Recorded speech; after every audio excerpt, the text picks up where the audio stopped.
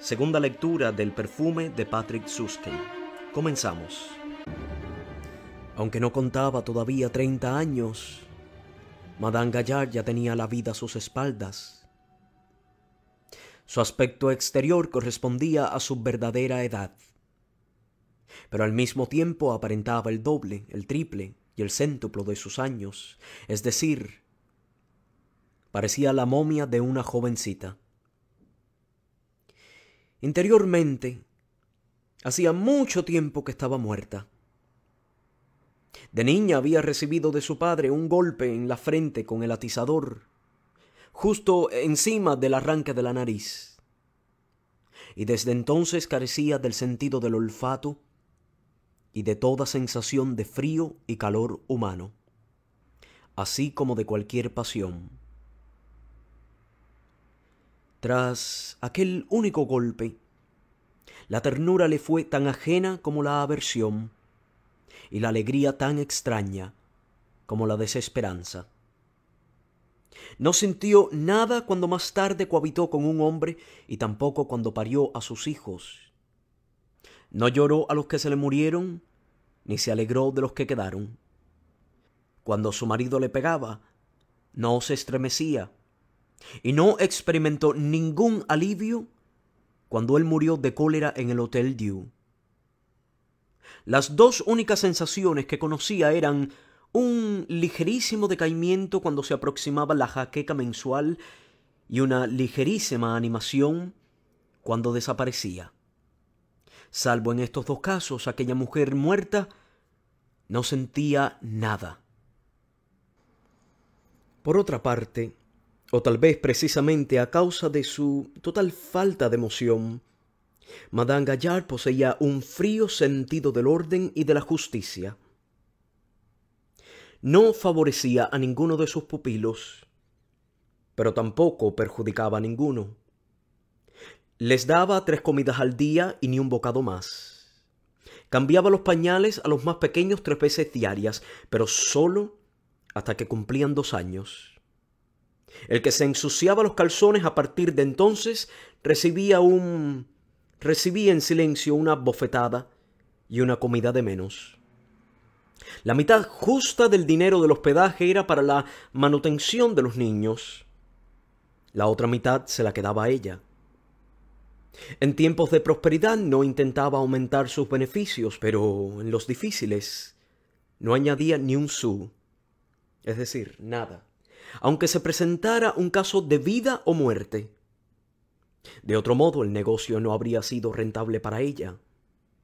Necesitaba el dinero y lo había calculado todo con exactitud. Quería disfrutar de una pensión en su vejez y además poseer lo suficiente para poder morir en su casa y no estirar la pata en el Hotel Dieu como su marido. La muerte de éste la había dejado fría, pero le horrorizaba morir en público junto a centenares de personas desconocidas. Quería poder pagarse una muerte privada y para ello necesitaba todo el margen del dinero del hospedaje. Era cierto que algunos inviernos se le morían 3 o 4 de las 2 docenas de pequeños pupilos, pero aún así su porcentaje era mucho menor que el de la mayoría de otras madres adoptivas, para no hablar de las grandes inclusas estatales o religiosas, donde solían morir 9 de cada 10 niños. Claro que era muy fácil reemplazarlos. París producía anualmente más de 10.000 niños abandonados, bastardos y huérfanos. Así que las bajas apenas se notaban. Para el pequeño Grenouille, el establecimiento de Madame Gaillard fue una bendición. Seguramente no habría podido sobrevivir en ningún otro lugar. Aquí, en cambio, en casa de esta mujer pobre de espíritu, se crió bien. Era de constitución fuerte. Quien sobrevive al propio nacimiento entre desperdicios no se deja echar de este mundo así como así. Podía tomar día tras día sopas aguadas, nutrirse con la leche más diluida y digerir las verduras más podridas y la carne en mal estado. Durante su infancia sobrevivió al sarampión, la disentería, la varicela, el cólera, una caída de 6 metros en un pozo y la escaldadura del pecho con agua hirviendo. Como consecuencia de todo ello le quedaron cicatrices, arañazos, costras y un pie algo estropeado que le hacía cojear, pero vivía. Vivía. Era fuerte como una bacteria resistente y frugal como la garrapata, que se inmoviliza en un árbol y vive de una minúscula gota de sangre que chupó años atrás. Una cantidad mínima de alimento y de ropa bastaba para su cuerpo. Para el alma no necesitaba nada. La seguridad del hogar, la entrega, la ternura, el amor, o como se llamaran las cosas consideradas necesarias para un niño, eran totalmente superfluas para el niño Grenouille. Casi afirmaríamos que él mismo las había convertido en superfluas desde el principio, a fin de poder sobrevivir. El grito que siguió a su nacimiento, el grito exhalado bajo el mostrador donde se cortaba el pescado, que sirvió para llamar la atención sobre sí mismo y enviar a su madre al cadalso, no fue un grito instintivo de demanda de compasión y amor, sino un grito bien calculado, casi diríamos calculado con madurez, mediante el cual el recién nacido se decidió contra el amor y a favor de la vida. Dadas las circunstancias, esta solo era posible sin aquel. Y si el niño hubiera exigido ambas cosas, no cabe duda de que habría perecido sin tardanza. En aquel momento habría podido elegir la segunda posibilidad que se le ofrecía, callar y recorrer el camino del nacimiento a la muerte sin el desvío de la vida, ahorrando con ello muchas calamidades a sí mismo y al mundo. Pero tan prudente decisión habría requerido un mínimo de generosidad innata, y Grenouille no la poseía. Fue un monstruo desde el principio. Eligió la vida por pura obstinación y por pura maldad. Como es natural, no decidió como decide un hombre adulto, que necesita una mayor o menor sensatez y experiencia para escoger entre diferentes opciones. Adoptó su decisión de un modo vengativo, como decide una judía desechada si ahora debe germinar o continuar en su estado actual. O como aquella garrapata del árbol, para la cual la vida es sólo una perpetua invernada. La pequeña y fea garrapata, que forma una bola con su cuerpo de color gris plomizo para ofrecer al mundo exterior la menor superficie posible, que hace su piel dura y lisa para no secretar nada, para no transpirar ni una gota de sí misma. La garrapata que se empequeñece para pasar desapercibida, para que nadie la vea y la pise. La solitaria garrapata que se encoge y acurruca en el árbol, ciega, sorda y muda, y solo husmea. Husmea durante años y a kilómetros de distancia la sangre de los animales errantes que ella nunca podrá alcanzar por sus propias fuerzas. Podría dejarse caer al suelo del bosque, arrastrarse unos milímetros con sus 6 patitas minúsculas y dejarse morir bajo las hojas, lo cual Dios sabe que no sería ninguna lástima. Pero la garrapata, terca, obstinada y repugnante, permanece acurrucada, vive y espera. Espera hasta que la casualidad más improbable le lleve la sangre en forma de un animal directamente bajo su árbol. Solo entonces abandona su posición, se deja caer y se clava, perfora y muerde la carne ajena. Igual que esta garrapata era el niño Grenouille.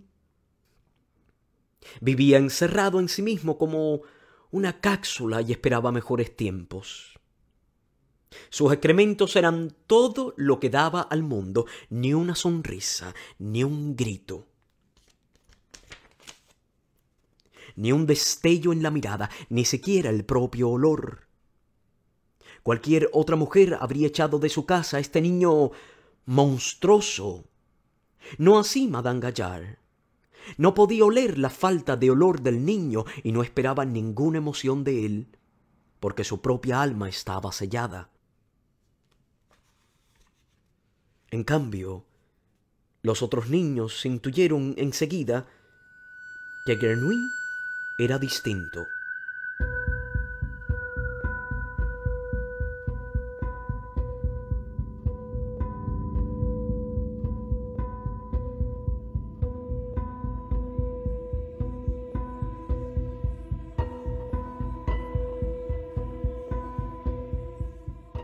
El nuevo les infundió miedo desde el primer día. Evitaron la caja donde estaba acostado y se acercaron mucho a sus compañeros de cama como si hiciera más frío en la habitación. Los más pequeños gritaron muchas veces durante la noche como si una corriente de aire cruzara el dormitorio. Otros soñaron que algo les quitaba el aliento. Un día los mayores se unieron para ahogarlo y le cubrieron la cara con trapos, mantas y paja y pusieron encima de todo ello unos ladrillos.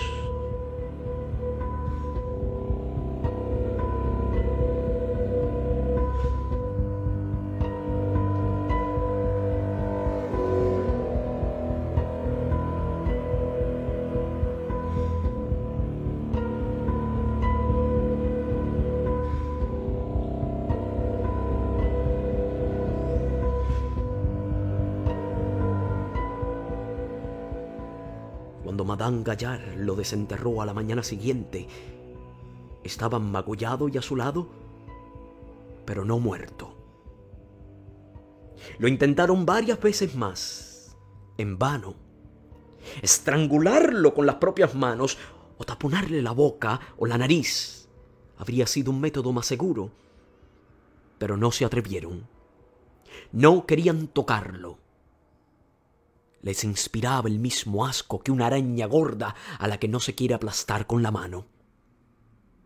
Cuando creció un poco, abandonaron los intentos de asesinarlo. Se habían convencido de que era indestructible. En lugar de esto, le rehuían. Corrían para apartarse de él y en todo momento evitaban cualquier contacto. No lo odiaban, ni tampoco estaban celosos de él o ávidos de su comida. En casa de Madame Gallard no existía el menor motivo para estos sufrimientos. Les molestaba su presencia simplemente. No podían percibir su olor. Le tenían miedo. Y no obstante, visto de manera objetiva, no tenía nada que inspirase miedo. No era muy alto cuando creció, ni robusto. Feo, desde luego, pero no hasta el extremo de causar espanto. No era agresivo, ni torpe, ni taimado, y no provocaba nunca. Prefería mantenerse al margen. Tampoco su inteligencia parecía desmesurada. Hasta los 3 años no se puso de pie, y no dijo la primera palabra hasta los 4. Fue la palabra pescado, pescado, que pronunció como un eco en un momento de repentina excitación, cuando un vendedor de pescado pasó por la Rue de Charonne, anunciando a gritos su mercancía. Sus siguientes palabras fueron pelargonio, establo de cabras, Versa y Jacques Loriot, nombre este último de un ayudante de jardinero del contiguo convento de la Filles de la Croix. que de vez en cuando realizaba trabajos pesados para Madame Gallard y se distinguía por no haberse lavado ni una sola vez en su vida. Los verbos, adjetivos y preposiciones le resultaban más difíciles. Hasta el sí y el no, que por otra parte tardó mucho en pronunciar. Solo dijo sustantivos, o mejor dicho, nombres propios de cosas concretas, plantas, animales y hombres, y solo cuando estas cosas, plantas, animales u hombres, le sorprendían de improviso por su olor. Sentado al sol de marzo sobre un montón de troncos de haya que crujían por el calor, pronunció por primera vez la palabra leña. Había visto leña más de 100 veces y oído la palabra otras tantas, y además comprendía su significado porque en invierno le enviaban muy a menudo en su busca. Sin embargo, nunca le había interesado lo suficiente para pronunciar su nombre, lo cual le hizo por primera vez aquel día de marzo, mientras estaba sentado sobre el montón de troncos colocados como un banco bajo el tejado saliente del cobertizo de Madame Gallard que daba al sur. Los troncos superiores tenían un olor dulzón de madera chamuscada. Los inferiores olían a musgo y la pared de abeto rojo del cobertizo emanaba un cálido aroma de resina. Renouille, sentado sobre el montón de troncos, con las piernas estiradas y la espalda apoyada contra la pared del cobertizo, había cerrado los ojos y estaba inmóvil.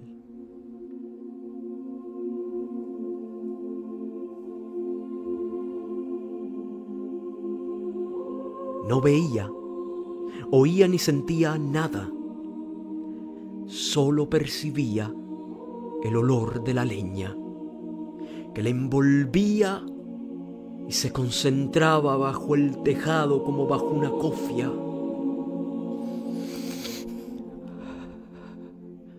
Aspiraba este olor, se ahogaba en él, se impregnaba de él hasta el último poro, se convertía en madera,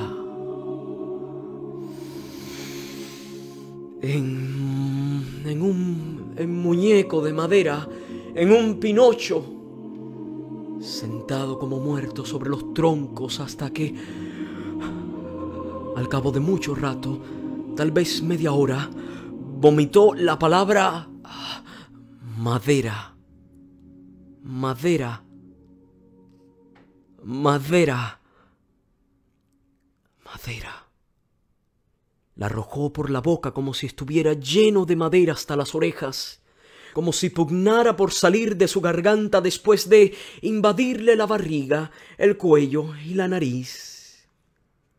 Y esto le hizo volver en sí. Le salvó cuando la abrumadora presencia de la madera, su aroma, amenazaba con ahogarle. Se despertó del todo con un sobresalto, bajó resbalando por los troncos y se alejó tambaleándose, como si tuviera piernas de madera.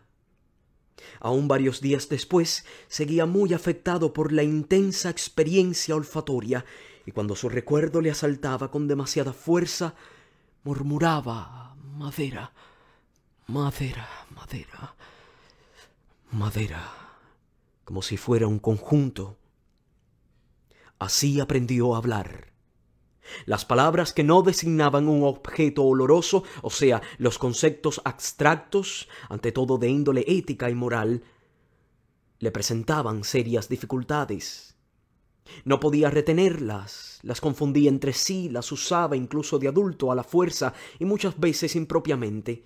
Justicia, conciencia, Dios, alegría, responsabilidad, humildad, gratitud, etc., expresaban ideas enigmáticas para él. Por el contrario, el lenguaje corriente habría resultado pronto escaso para designar todas aquellas cosas que había ido acumulando como conceptos olfativos.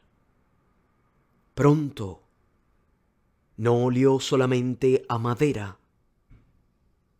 sino a clases de madera.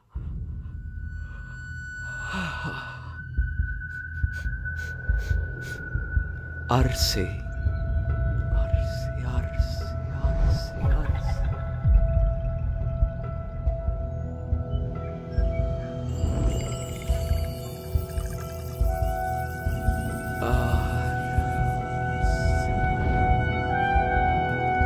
Roble, roble, joven, pino, podrida, olmo, mohosa, peral, moscosa, pino, roble, peral.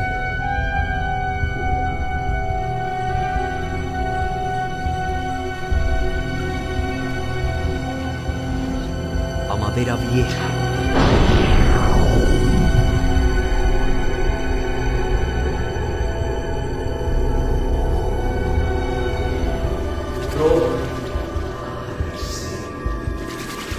Roble, roble, roble, olmo, peral, peral, olmo, peral, peral, peral, peral, peral, arce, arce.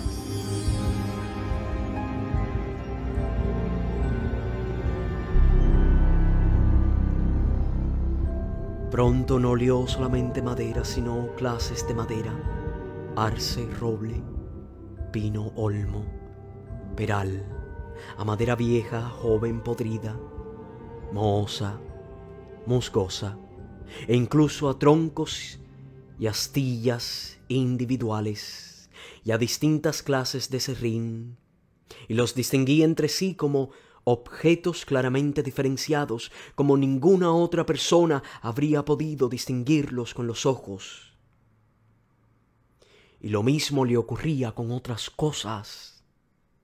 Sabía que aquella bebida blanca que Madame Gallard daba todas las mañanas a sus pupilos se llamaba solo leche, aunque para Grenouille cada mañana olía y sabía de manera distinta, según lo caliente que estaba, la vaca de que procedía, el alimento de esta vaca, la cantidad de nata que contenía,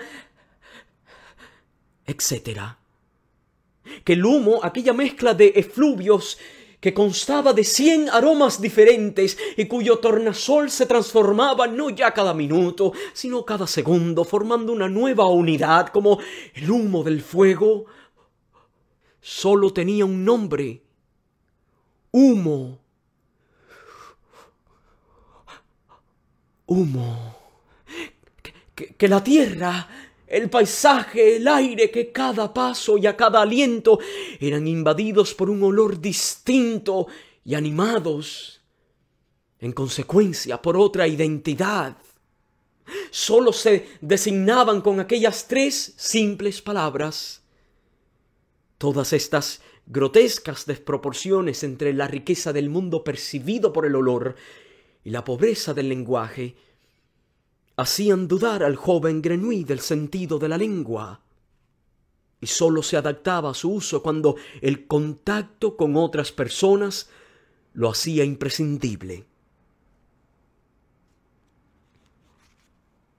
A los 6 años ya había captado por completo su entorno mediante el olfato.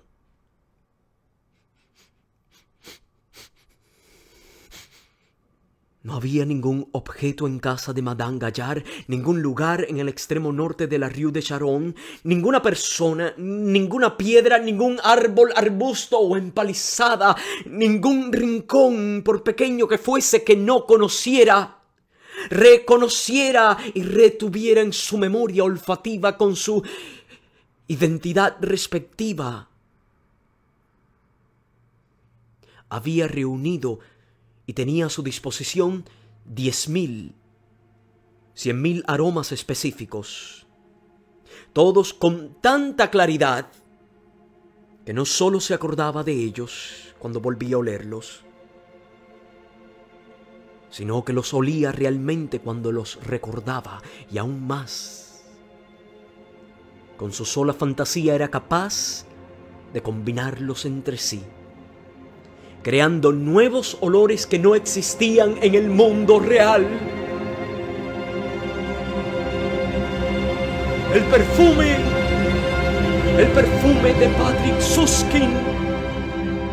El perfume de Patrick Süskind.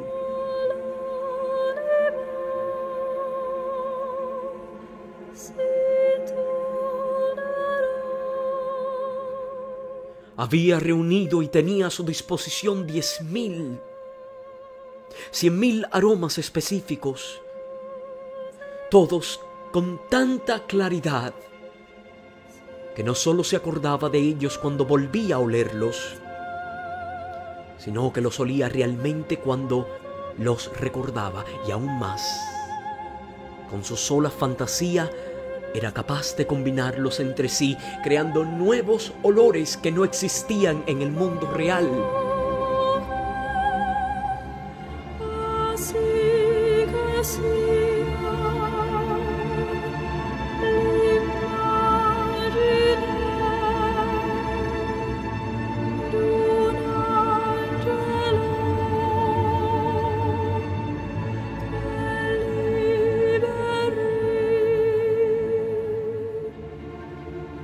Era como si poseyera un inmenso vocabulario de aromas que le permitiera formar a voluntad enormes cantidades de nuevas combinaciones olfatorias.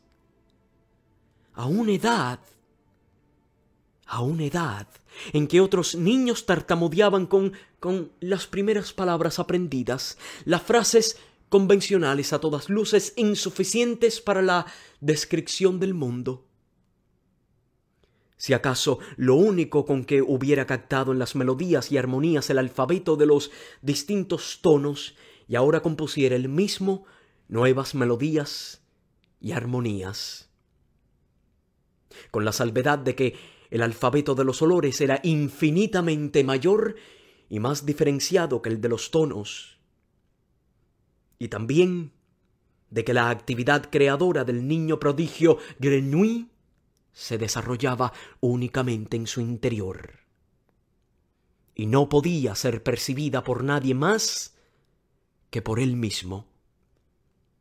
Se fue volviendo cada vez más introvertido. Le gustaba vagar solo y sin rumbo por la parte del Faubourg Saint-Antoine, cruzando huertos, viñas y prados. Muchas veces no regresaba a casa por la noche y estaba días enteros sin aparecer. Luego sufría el correspondiente castigo de los bastonazos sin ninguna expresión de dolor. Ni el arresto domiciliario, ni el ayuno forzoso, ni el trabajo redoblado podían cambiar su conducta. La asistencia esporádica de 1 año y medio a la escuela parroquial de la Notre-Dame de Bon-Secours no produjo un efecto aparente. Aprendió a deletrear y a escribir el propio nombre, pero nada más. Su maestro le tenía por un imbécil. En cambio, Madame Gaillard se percató de que poseía determinadas facultades y cualidades que eran extraordinarias, por no decir sobrenaturales.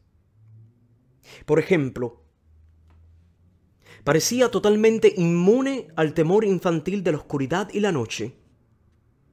Se le podía mandar a cualquier hora con algún encargo al sótano, a donde los otros niños no se atrevían a ir ni con una linterna, o al cobertizo a buscar leña en una noche oscura como boca de lobo.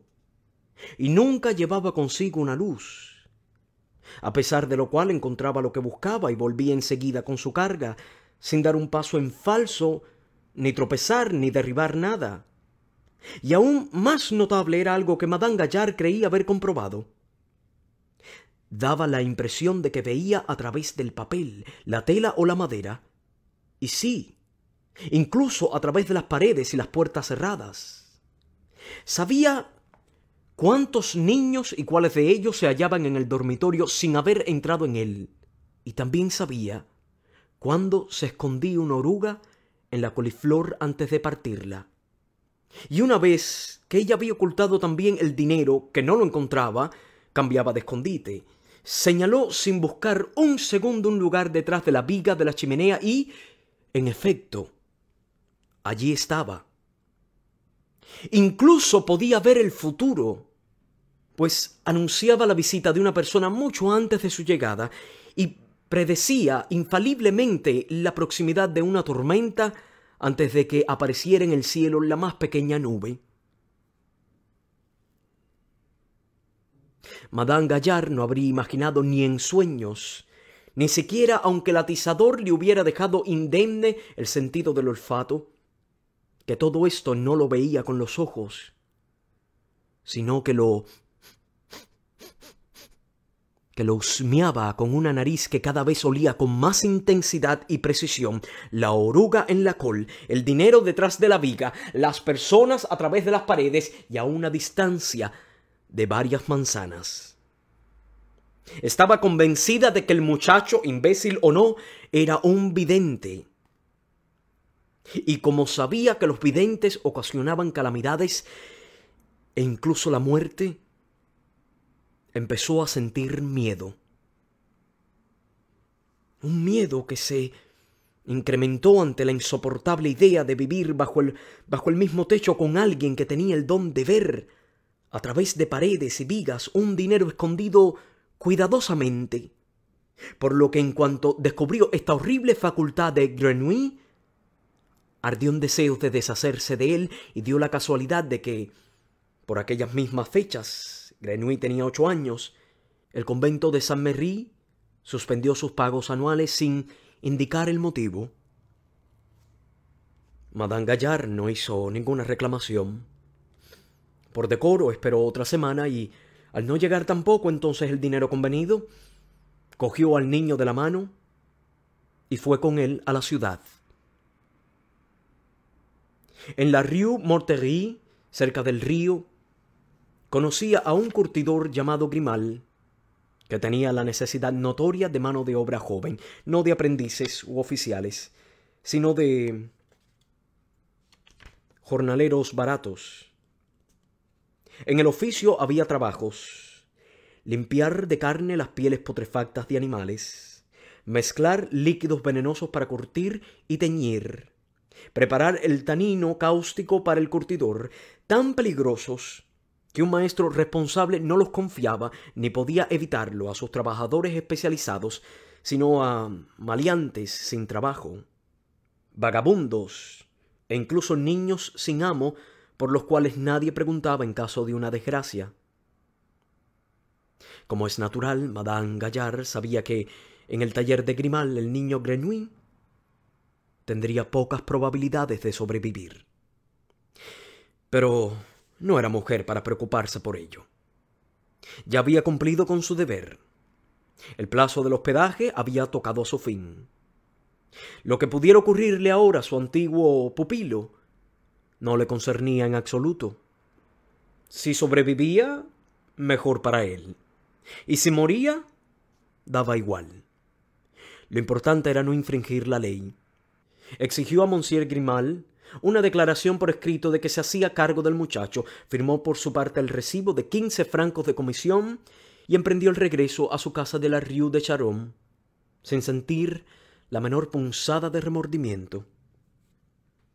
Por el contrario, creía haber obrado no solo bien, sino además con justicia, puesto que seguir manteniendo a un niño por el que nadie pagaba redundaría en perjuicio de los otros niños e incluso de sí misma, y pondría en peligro el futuro de los demás pupilos y su propio futuro, es decir, su propia muerte privada, que era el único deseo que tenía en la vida.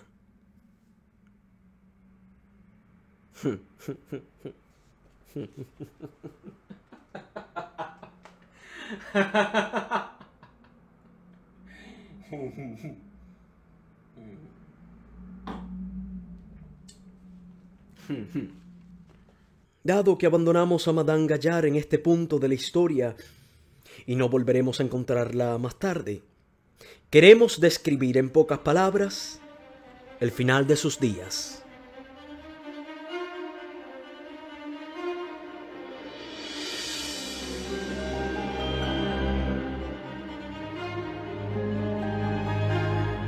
Aunque muerta interiormente desde niña, Madame Gallard alcanzó, para su desgracia, una edad muy avanzada. En 1782, con casi 70 años, cerró su negocio y se dedicó a vivir de renta en su pequeña vivienda, esperando la muerte.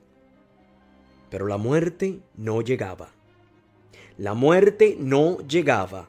En su lugar llegó algo con lo que nadie en el mundo habría podido contar y que jamás había sucedido en el país, a saber, una revolución, o sea, una transformación radical del conjunto de condiciones sociales, morales y trascendentales.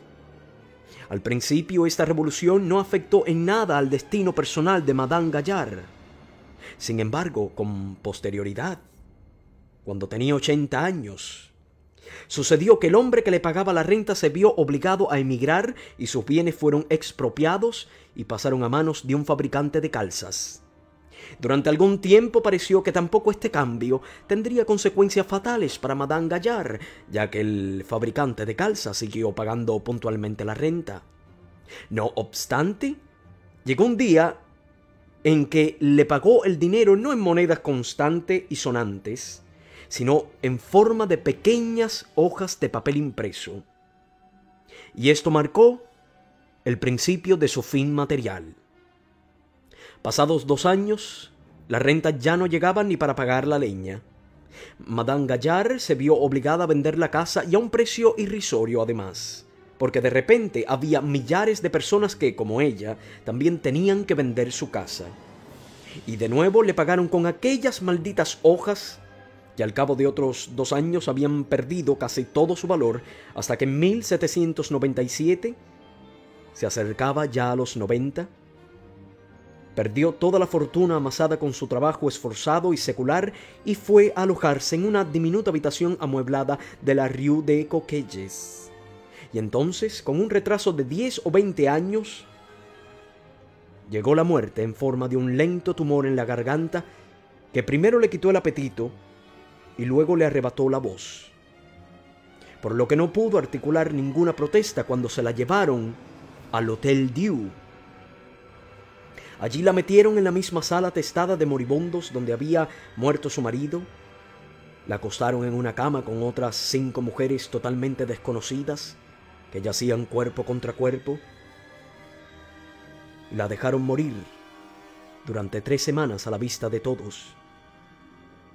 Entonces la introdujeron en un saco que cosieron, la tiraron a las 4 de la madrugada a una carreta junto con otros 50 cadáveres y la llevaron, acompañada por el repiqueteo de una campanilla, al recién inaugurado cementerio de Clamart, a casi 2 kilómetros de las puertas de la ciudad, donde la enterraron en una fosa común bajo una gruesa capa de cal viva.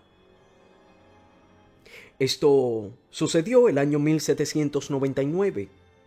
Gracias a Dios, Madame Gaillard no presentía nada de este destino que tenía reservado cuando aquel día del año 1747 regresó a casa tras abandonar al muchacho Grenouille y nuestra historia. Es probable que hubiera perdido su fe en la justicia y con ella el único sentido de la vida que era capaz de comprender.